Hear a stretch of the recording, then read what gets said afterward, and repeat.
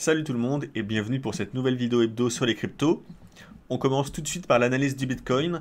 Alors sur le Bitcoin, la situation n'a pas vraiment évolué depuis les dernières vidéos.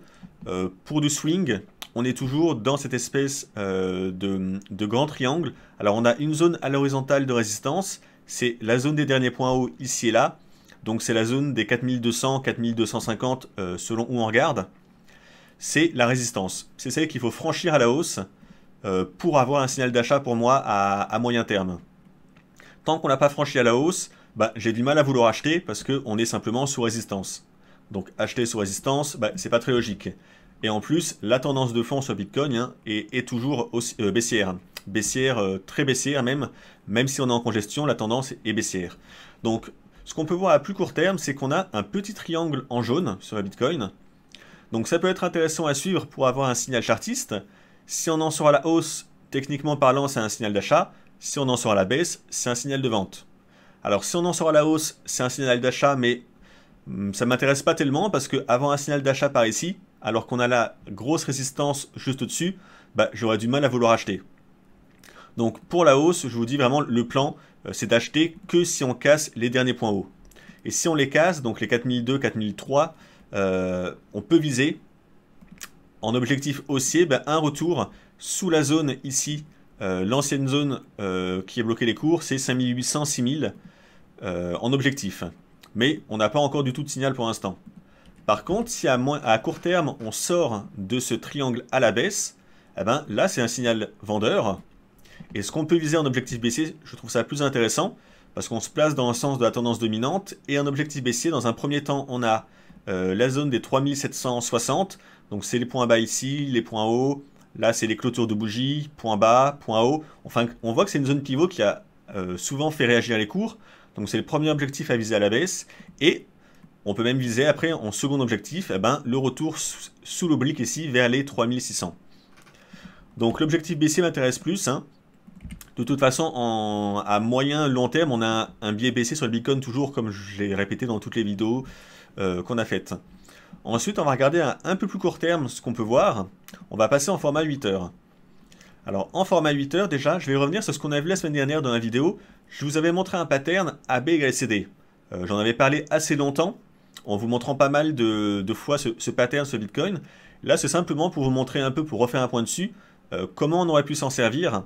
Si je prends simplement les cours récents avec les vagues de hausse et de baisse qu'on a eu ici, donc en format 8 heures, là on avait un point bas évident, un point haut, puis un nouveau point bas et un nouveau point haut. Donc là il fallait simplement mesurer avec l'extension de Fibonacci comme on a vu la semaine dernière, A, B, C, et le niveau 1 tombait ici. Vous voyez ici, on avait un ABCD quasiment parfait, on a fait une petite mèche au-dessus simplement, mais là c'était le niveau pour vendre et il y avait une belle phase de baisse. Donc n'hésitez pas à employer les patterns qu'on a vus. Je ne vais pas remontrer à chaque fois tous les patterns dans chaque vidéo, mais il y a des choses intéressantes, même à plus court terme, en 4 heures ici. Si je prends à partir de là, l'impulsion baissière, vague de baisse, vague de hausse, nouvelle vague de baisse, et si je mesure avec toujours l'extension de Fibo, donc A, B et C, là vous voyez le point 1 ici, c'était pile poil le niveau bas qu'on a eu récemment suite à l'impulsion baissière. Donc là, c'était techniquement un niveau d'achat, pour ceux qui voulaient jouer l'ABCD. Et ce niveau d'achat, en plus, il était cumulé à cette résistance, enfin ce support, pardon, à l'horizontale. Vous voyez qu'il a bien bloqué les cours ici. Là, c'était le point bas hors mèche. Et là, c'est également un niveau de test. Donc on avait à la fois un niveau horizontal graphique, avec le pattern qui se complétait au niveau 1 ici, pile poil. Et là, c'était une tentative à court terme, en 4 heures, pour ceux qui voulaient jouer l'ABCD. Donc là, maintenant, on va repasser en 8 heures. Pour analyser où on en est. Donc en 8 heures, on voit qu'on n'a pas encore testé le bas de l'oblique en jaune qu'on a vu en journalier avant. Donc soit on va latéraliser et la tester. Alors si ça arrive, si on latéralise quelques jours et qu'on la teste, pour ceux qui veulent acheter, on peut tenter un achat. Un achat avec un stop un peu en dessous, parce que c'est un support, et on sera toujours sur le niveau de la BCD qu'on a complété ici. Donc ça peut se tenter, même si on a un biais baissier, le plan d'acheter sur un support clair, c'est jamais un mauvais plan. Surtout que là, si on rebondit et qu'on retourne tester le haut du triangle, ça peut faire un niveau intéressant. Un achat par ici avec un stop un peu en dessous, et rien que viser le haut du triangle, ça fait quand même un ratio rendement risque de 3 à 3,8, ce qui est pas mauvais. Après, si on casse ce triangle à la baisse, là par contre il faut sortir de position et avoir un biais baissier et vous pouvez tenter une vente. Donc voilà, à court terme ce qu'on peut voir, à court terme on a également ce canal haussier en rouge qu'on a légèrement cassé ici. Là la situation est assez incertaine, on l'a cassé mais assez légèrement. Dans tous les cas je me fierais plutôt moi au triangle en jaune, parce qu'on l'a vu en journalier, et quand vous comparez des éléments graphiques, bah, ceux que vous voyez dans les plus grands time frames ont forcément plus de poids. Là le triangle journalier a plus de poids que le canal haussier en 8 heures qu'on a vu. Donc j'attendrai un test du bas pour tenter éventuellement un achat. Par contre, si on le casse à la baisse, eh ben, dans ce cas-là, c'est plutôt un niveau pour vendre. Et en swing, ben, nous, on a toujours un biais baissier. Donc je préférais qu'on le casse à la baisse pour renforcer les ventes. Il n'y a pas grand-chose de plus à dire sur le Bitcoin actuellement. Je vais vous présenter un nouvel indicateur. C'est l'indicateur Super Trend. Alors c'est un indicateur qui vous sert à identifier la tendance, qui a été créé par un Français.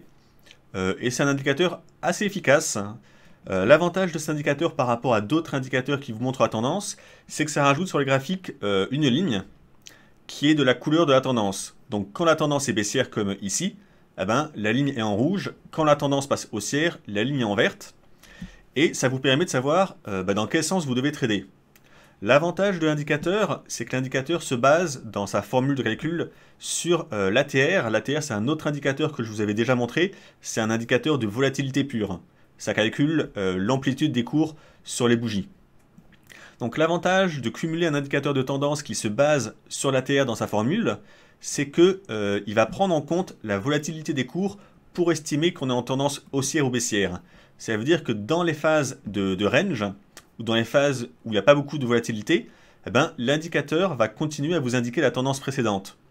Parce que souvent le problème des indicateurs tendance, c'est que dans les phases de range, ils ont tendance à un peu perdre la boule et à donner des très très mauvais signaux. Parce qu'il n'y a pas de tendance et ils ne sont pas programmés pour ça.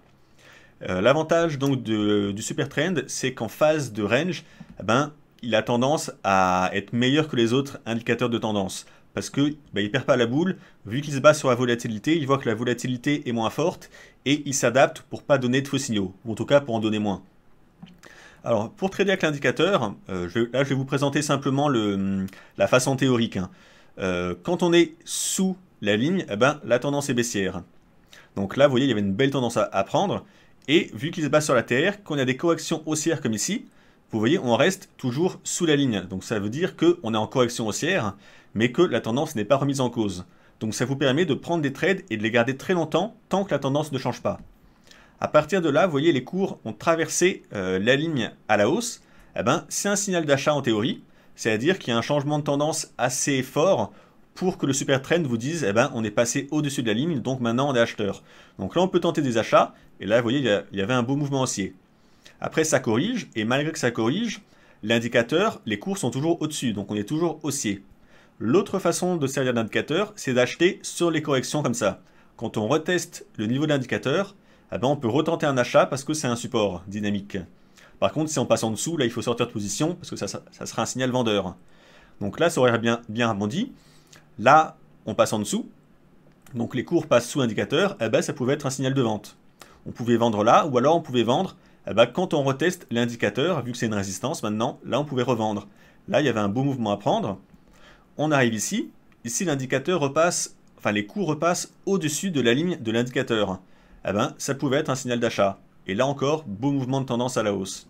Donc vous voyez, s'il est très simple à utiliser, très visuel, et il filtre pas mal les faux signaux. Donc là, ce qu'on peut remarquer, c'est qu'on est en 8 heures, on vient de repasser sous l'indicateur. Donc techniquement, c'était plutôt un signal que la tendance risque de repasser baissière. Dans tous les cas, c'est un indicateur très visuel, donc pratique pour voir les tendances en un coup d'œil, et qui marche dans toutes les unités de temps. Alors c'est plutôt un indicateur qui va vous montrer les grandes tendances.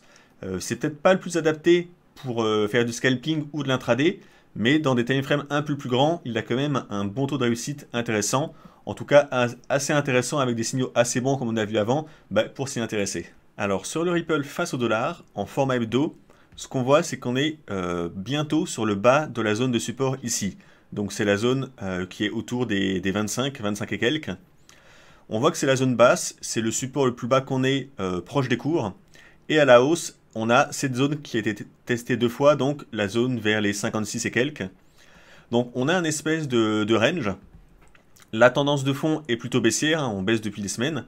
Et là, on va peut-être tester le bas de ce range bientôt. Donc ça pourrait être un niveau intéressant pour ceux qui veulent acheter. On va passer en journalier pour affiner un peu. Alors en journalier, donc, on revoit bien nos deux zones ici en vert, hein, de résistance et de support. Et on voit qu'on s'approche de support. Par contre, la volatilité est très faible. On a également en bleu ici un niveau de support intermédiaire, donc c'est vers la zone des 28. C'était la mèche basse ici, point bas ici, point bas là. Donc ça pourrait être un support intermédiaire, mais moi par prudence, je préférais vraiment avoir le support extrême de la tendance. C'est ce niveau horizontal, donc vers les 25, 25, 20. Si on le testait ici, ben, on pourrait tenter un achat pour moi. Idéalement, là c'est si les cours veulent bien nous offrir ça. Si on teste ce niveau et qu'on fait une mèche basse en dessous, c'est le point d'entrée idéal après la mèche pour acheter. On achète avec un stop sous la mèche. Parce que vous savez que sur des niveaux de support aussi clairement identifiés, il y a toujours des excès baissiers pour sortir ceux qui achètent trop tôt. Donc souvent il y a des mèches. Donc le plan c'est si on fait une mèche, une fois que la mèche est passée, bah, tenter un achat pour jouer un rebond sur le haut du range. Hein, parce que techniquement c'est un range, on a 2 points hauts ici. Et on a 2 points bas pour l'instant ici, on en aurait un troisième peut-être.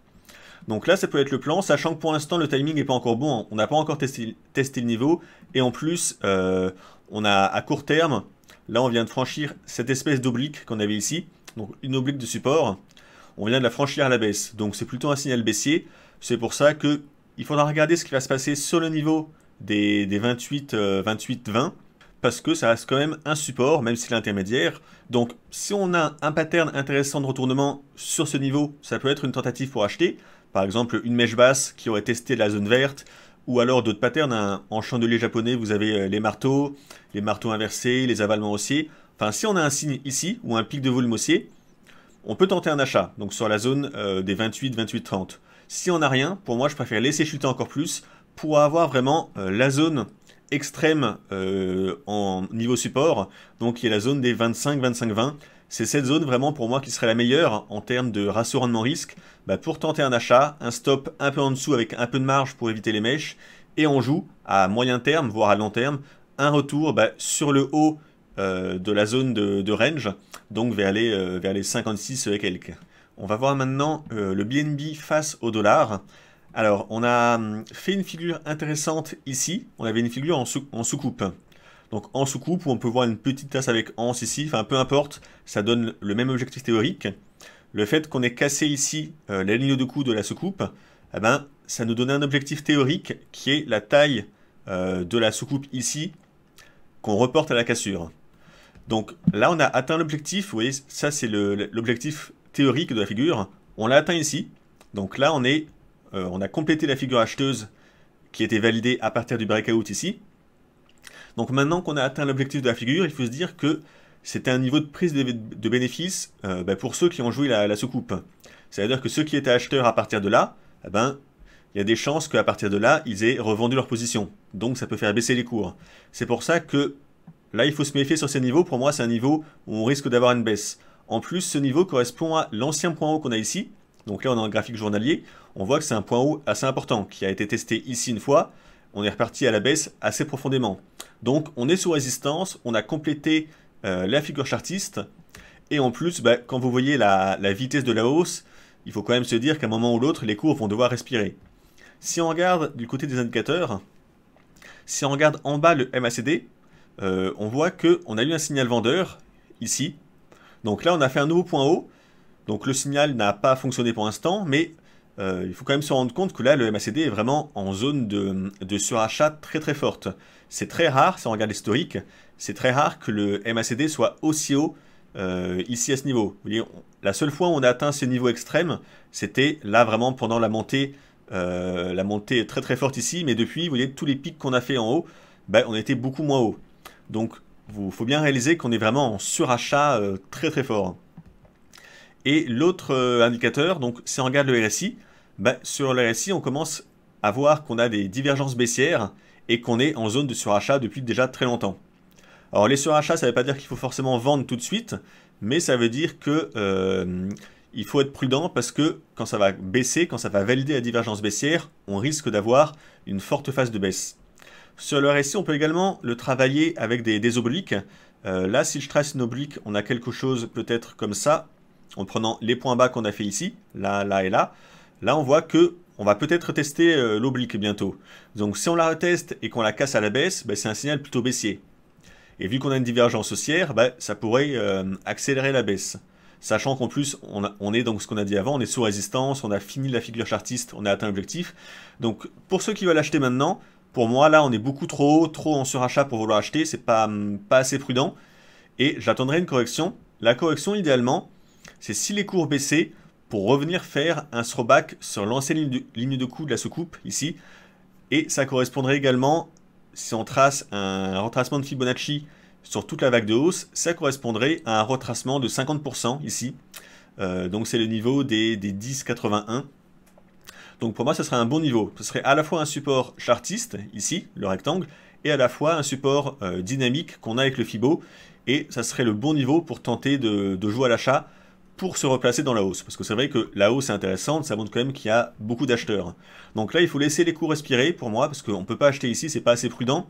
Si ça corrige jusqu'à là, on va se faire sortir.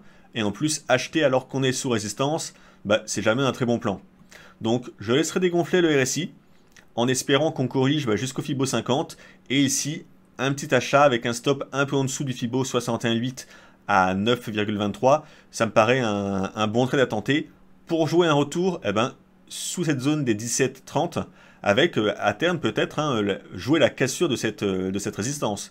Là on a testé 2 petites fois, là on l'a retesté, si on rebaisse et qu'on remonte à tester, il y a quand même du potentiel, en tout cas des probabilités assez bonnes, que lors de ce 3e test, on finisse par la casser à la hausse, et là ça pourrait exploser encore plus haut.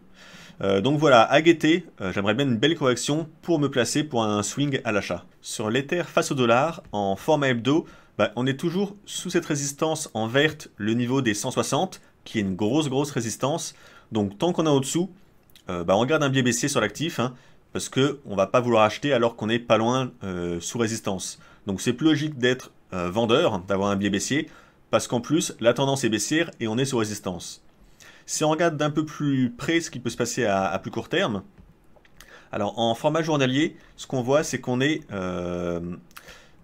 on est dans ce canal baissier en rouge, donc là avec la fausse sortie, mais on est repassé en dessous, et là on est repassé au-dessous légèrement, mais dans un mouvement latéral. Donc il n'y a pas eu vraiment de breakout haussier, c'est juste que les cours ont dérivé, ont latéralisé, sans grande conviction, il n'y a pas beaucoup de volatilité.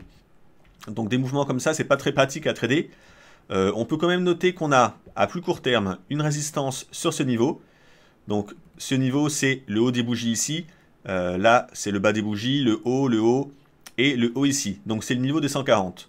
Si jamais on devait casser ce niveau des 140, je pense qu'on irait chercher les 160 pour refaire un nouveau test. Mais ça serait un signal haussier vraiment court terme pour viser de 140 à 160, donc pas très intéressant à mon sens. Par contre, à la baisse, tant qu'on est sous ce niveau, pour moi, on est vraiment baissier parce que si on trace une oblique avec ces points bas qu'on a ici, donc point bas ici et point bas ici, là on voit qu'on est passé en dessous. Donc on n'a pas réussi à maintenir la dynamique haussière qu'on avait ici, on est passé sous cette oblique.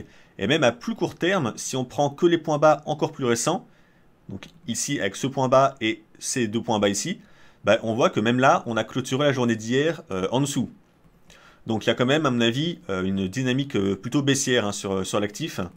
On a malgré tout l'oblique en rouge, ici, où on est toujours au-dessus, mais comme je l'ai dit avant, dans un mouvement latéral, c'est pas vraiment à prendre en compte. Donc là, on a toujours un biais baissier, avec toujours les plans que dont j'avais parlé il y a quelques semaines. Si jamais on baisse, c'est ce niveau de support le prochain, le niveau des 100. Et si jamais on casse ce niveau des 100, là, ça peut dégringoler très vite à la baisse parce qu'on aurait un double top ici. Donc là, c'est la ligne de coup du double top. Si jamais les cours baissent et cassent cette ligne de coup, ça valide le double top. Et le double top, l'objectif baissier, c'est la taille des sommets qu'on reporte ici. Et donc, ça nous fait un objectif baissier qui peut nous ramener très bas vers les 40. Donc voilà, tendance baissière. Pour l'instant, on n'a que des signes haussiers. Les 160 tiennent en résistance. Donc tant qu'ils tiennent, on garde un biais baissier et il y a des risques de baisse plus profonds.